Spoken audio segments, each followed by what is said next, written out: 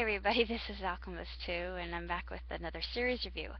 I just recently watched another episode of OUAT, and this one was called It's Not Easy Being Green, and it explained more of Zelena's past, particularly where she came from, and now we know why she can't be called Elphaba. And I thought, yes, this explains quite a bit. She's actually the daughter of Fierro. But yeah, I'm sorry. I shouldn't have said that. But anyway, if you've read the books and you know where I'm coming from, then you understand why I said that. She displays unbelievable abilities from the time that she's just a wee babe.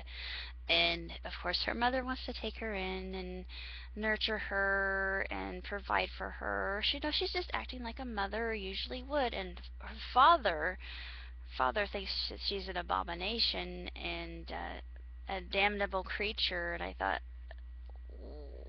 what? She just saved your life. Why would you do that? I mean, it was one thing I always thought.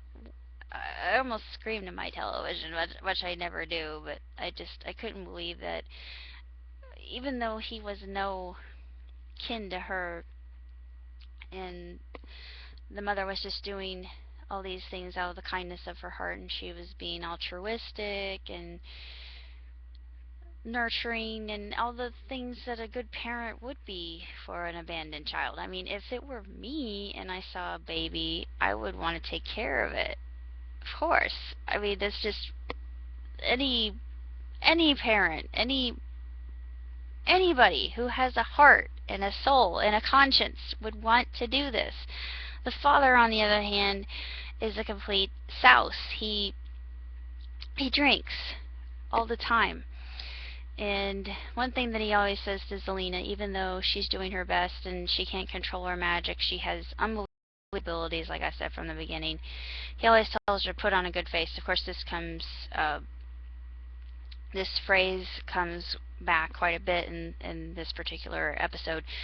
You see more interaction between Cora and Tinkerbell, and of course Robin Hood, because it was destined. The lion tattoo, of course we know that from previous episodes. I really want them to be together. I want the best for her. Of course, what Rumple said before he died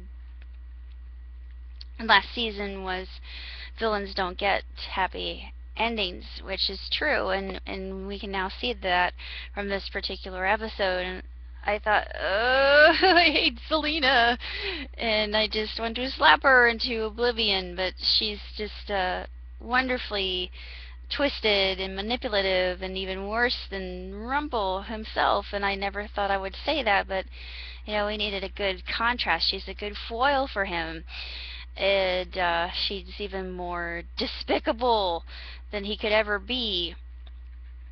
And I feel even more sorry for him. And Balefire passed away. I mean, he died, but there was a reason why he sacrificed himself. And what Zelena said to him about that just made me want to loathe her even more. This just keeps getting better and better. Of course, the preview made it look kind of cheesy. It was not cheesy in any way, shape, or form. It was far better than anything that I had possibly conceived. The showdown was everything that I desired and more, and I was expecting an out-and-out witch fight, but that never happened. But it's actually coming to the culmination of a witch fight, I do believe. I thought, aha, yes, please. And I hope Cora beats the living hell out of her.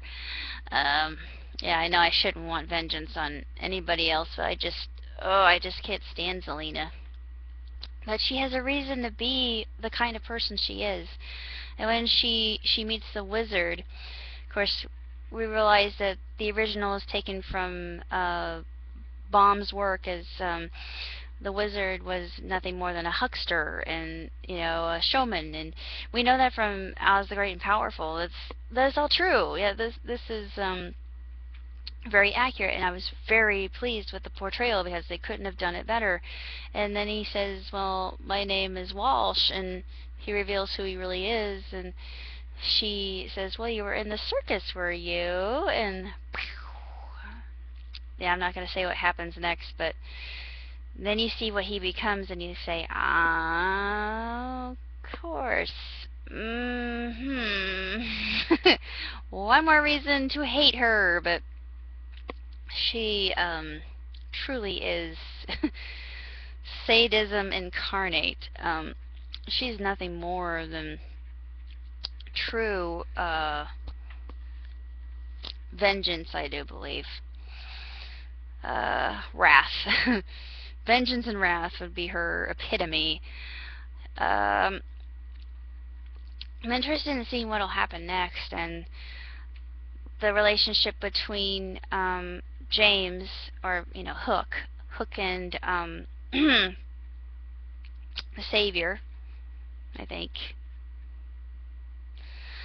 I really want to see those two together, because they were together in just a small sense in last season, and